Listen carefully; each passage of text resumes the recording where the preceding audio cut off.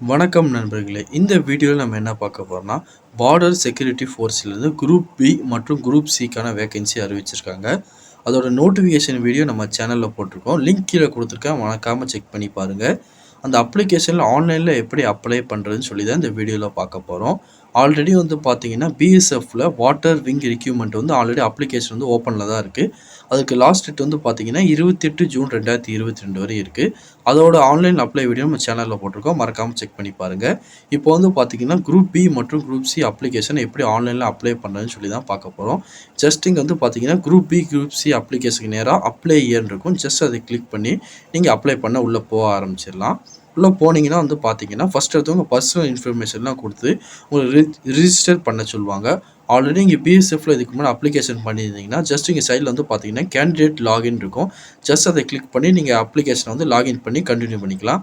அப்படி இல்லை நீங்கள் ஃப்ரெஷ் கேண்டிடேட் அப்படின்னா நீங்கள் ஃபஸ்ட் எடுத்தோன்னா உங்கள் டீட்டெயிலாம் கொடுத்து ரிஜிஸ்டர் பண்ணிக்கோங்க. பண்ணிவிட்டு நீங்கள் அப்ளிகேஷன் ஃபில் பண்ண ஆரம்பிச்சிடலாம். ஆல்ரெடி நம்மக்கிட்ட ஐடி பாஸ்வேர்டு இருக்குது, அதனால் இங்கே சைடில் கேண்டிடேட் லாகின் இருக்கும். ஜஸ்ட் அதை கிளிக் பண்ணி நம்மளோட இமெயில் ஐடி பாஸ்வேர்டு அடித்து இப்போ லாகின் பண்ணிடலாம். வந்து நம்ம யூசர் ஐடி பாஸ்வேர்டு அடித்து லாகின் பண்ணியாச்சு. லாகின் பண்ணதுக்கப்புறம் பார்த்தீங்கன்னா சில ஜென்ரல் இன்ஸ்ட்ரக்ஷன்லாம் கொடுத்துருப்பாங்க. நீங்கள் ஃபஸ்ட்டு அதை செக் பண்ணி பார்த்துக்கோங்க.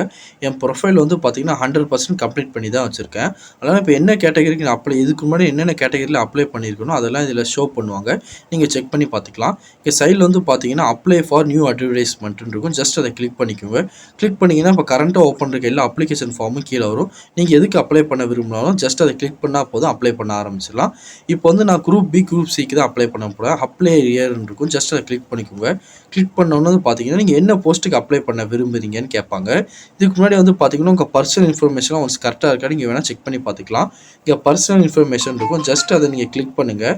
அதை கிளிக் பண்ணோன்னா வந்து பார்த்தீங்கன்னா இப்போ வந்து பார்த்தீங்கன்னா என்னோட நேம், ஆதாரோட நம்பர், என்னோட டீட்டெயிலாம் ஒன்ஸ் காட்டுவாங்க. எல்லாமே கரெக்டாக இருக்கான்னு நீங்கள் செக் பண்ணி பாருங்கள். என்னோட என்ன கேட்டகரியில் அப்ளை பண்ணியிருக்கேன், என்னோட டிஸ்ட்ரிக்ட், என் கேட்டகரி சர்டிஃபிகேட் எல்லாமே கரெக்டாக இருக்கான்னு செக் பண்ணி பாருங்கள். அதுக்கப்புறம் வந்து பார்த்தீங்கன்னா அட்ரஸ் டீட்டெயில் இருக்கும். ஜஸ்ட் அதை கிளிக் பண்ணிங்கன்னா உங்கள் அட்ரஸ் டீட்டெயிலாம் காட்டுவாங்க. அதுவும் ஒன்ஸ் கரெக்டாக இருக்கான்னு நீங்கள் எல்லாமே செக் பண்ணி பார்த்துக்கோங்க.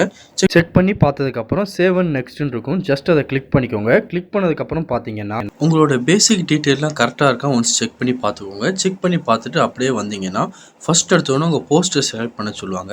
நீங்கள் என்ன கேட்டகரிக்கு அப்ளை பண்ண விரும்புங்களோ அந்த போஸ்ட்டை செலக்ட் பண்ணிக்கோங்க.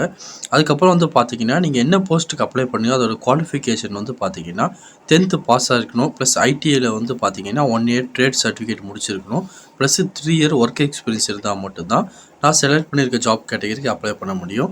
வேறு நீங்கள் டிப்ளமோ டிகிரி கேட்டகரி செலக்ட் பண்ணிங்கன்னா அதுக்குள்ளே குவாலிஃபிகேஷன் கேட்பாங்க. அது எஸ்ங்கிறத கொடுத்துக்கோங்க. அதுக்கப்புறம் ஃபிசிக்கல் ஸ்டாண்டர்ட் டெஸ்ட் வந்து கேட்பாங்க. நீங்கள் ஜென்ரல் கேட்டகரி ஓபிசி கேட்டகரியில் இருந்தீங்கன்னா ஜென்ரல் செலக்ட் பண்ணிக்கோங்க. அதுபோக நீங்கள் வந்து பார்த்தீங்கன்னா எஸ்சி கேட்டகரி அந்த மாதிரி இருந்தீங்கன்னா அதுக்கேற்ற மாதிரி நீங்கள் ஃபிசிக்கல் ஸ்டாண்டர்ட் டெஸ்ட் வந்து நீங்கள் செலக்ட் பண்ணிக்கோங்க.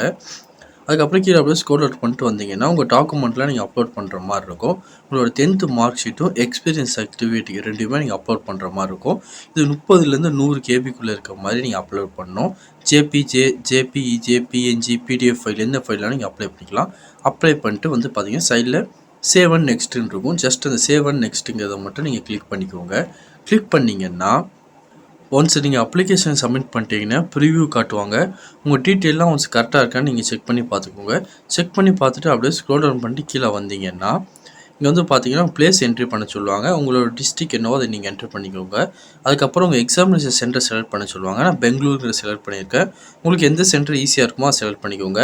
அதுக்கப்புறம் நீங்கள் என்ன கேட்டகரியில் அப்ளை பண்ணிங்களோ அதுக்கேற்ற மாதிரி எக்ஸாமினேஷன் ஃபீஸ் வரும். அதையும் நீங்கள் செலக்ட் பண்ணிவிட்டு கீழே வந்து பார்த்தீங்கன்னா ஒரு டிக்ளரேஷன் இருக்கும். ஜஸ்ட் அதை டிக் பண்ணிவிட்டு சைடில் வந்து பார்த்தீங்கன்னா பே நவுன்னு இருக்கும். ஜஸ்ட் அதை கிளிக் பண்ணிங்கன்னா நீங்கள் பேமெண்ட் ஸ்டெப்புக்குள்ளே போயிடுவீங்க. பேமெண்ட் ஸ்டெப்புக்குள்ளே போனதுக்கப்புறம் பார்த்தீங்கன்னா சில இன்ஸ்ட்ரக்ஷன்லாம் கொடுத்துருப்பாங்க. நீங்கள் படித்து பார்த்துக்கோங்க. பேமெண்ட் வந்து பார்த்தீங்கன்னா கிரெடிட் கார்டு, டெபிட் கார்டு, அப்படி இல்லை நெட் பேங்கிங், இல்லை பேடிஎம் வாலெட் மூலிமா நீங்கள் ஈஸியாகவே ஆன்லைனில் பே பண்ணிக்கலாம்.